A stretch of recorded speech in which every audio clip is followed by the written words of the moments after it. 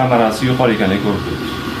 Olovi ham yaxshi yonyapti. E'tiboringizga bu yerda ko'mirni maksimal darajada to'la yonishiga olib kelar ekan. Bir sutkaga qancha ketdi? Bir sutkaga hozir endi sinov tariqasida bir xalta 24 soat bo'ldi, hali bir xaltani to'liq tugata olmadik. Biz Qirg'izistonning Belalma simichka ko'miri bir xaltani 24 soat yoqayapti. Hozir sinovdan o'tkazyapmiz-da. Bu boshqaruv qismi. Bu yerda demak barchasini juda sodda tarzda belgilab qo'ysak, shunga mos kachol ishlaveradi. Kachol juda aqlli, kachol aqlli. Bu demak isitish qozonida olish kerak. Afsuslanmaysiz. Assalomu alaykum. Bu qozonimiz, demak isitish qozonimiz Turkiyaning Faben kompaniyasini mahsuloti.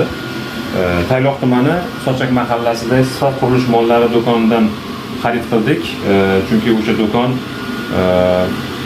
bu Faben qozonlarini, Turkiyaga chiqargan qozonlari demak yetkazuvchisi sanalar ekan bu hududda.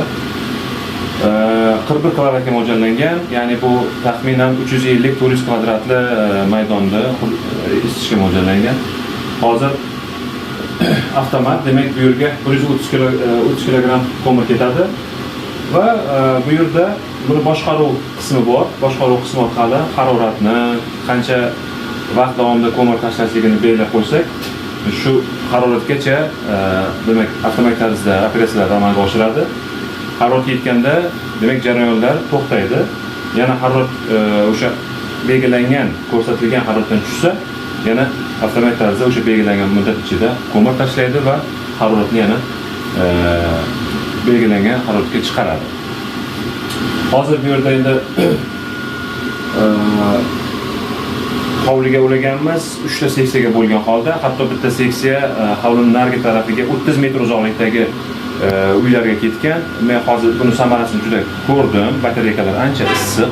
To'g'ri, harorat biroz hali sovimagan, ammo samarasi yuqori ekanligini ko'rib turibmiz. Olovi ham yaxshi yonyapti. E'tiboringizga bu yerda ko'mirni maksimal darajada to'la yonishiga olib kelar ekan. Bir sutkaga qancha ketdi? Bir sutkaga hozir endi sinov tariqasida bir xalta 24 soat bo'ldi, hali bir xaltani to'liq tugata olmadik. Ko'mir biroz kichikroq ko'mir kerak. Hozir ishlatayotgan ko'mirimiz Qirg'izistonning Belalma simichka ko'miri. Bir xaltani 24 soat yoqayapti. Hozir sinovdan o'tkazyapmiz-da. Bu boshqaruv qismi.